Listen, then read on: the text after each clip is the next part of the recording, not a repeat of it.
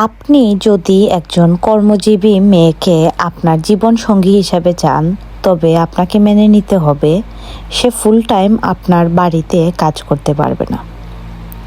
আপনি যদি একজন গৃহিণীকে আপনার জীবনসঙ্গী হিসাবে চান, তাহলে আপনাকে মেনে নিতে হবে যে সে আপনাকে আর্থিকভাবে কখনোই সাহায্য করতে পারবে না এবং দামি দামি উপহার তো দিতেই পারবে না। So think before you act, okay? বিবাহ করার আগে অবশ্যই চিন্তা করতে হবে।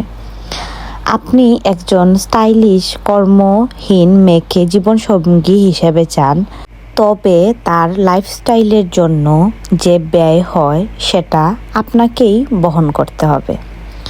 আপনি একজন সাধারণ মেকআপের স্তরে মুখ ঢেকে না রাখা মেয়েকে বিয়ে করতে চান, তবে আপনাকে মেনে নিতে হবে তার মুখের ছোট ছোট ব্রণের দাগ কিংবা গর্ত।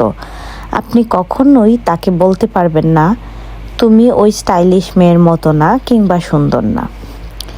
কাউকে কখনোই কারুর মতো বানানো যায় না। সবাই একটা নিজস্ব সত্তা নিয়ে জন্মগ্রহণ করে। আপনি যেমন মেয়ে চান তেমন মেয়েকেই বিয়ে করুন।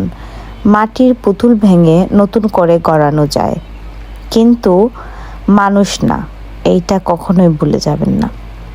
একই শরীরে আপনি কারিনা, জরিনা, মিশেল ওবামা, সিদ্দিকা কবির সবাইকে চাইতে পারেন না, কারণ আপনি নিজেও একই সাথে শাহরুখ খান, বিল গেটস কিংবা টমি মিয়া নন।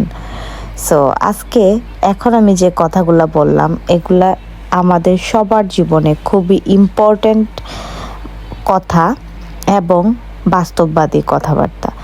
সো কে কে আমার সাথে একমত আর কে কে আমার সাথে একমত না, অবশ্যই কমেন্ট বক্সে কমেন্ট করে জানান। আর আমি নতুন একটা ইউটিউব চ্যানেল খুলেছি, সো অবশ্যই সবাই আমার ইউটিউব চ্যানেলটা সাবস্ক্রাইব করে আসুন। লিঙ্কটা আমার ডেসক্রিপশন বক্সে দেওয়া আছে।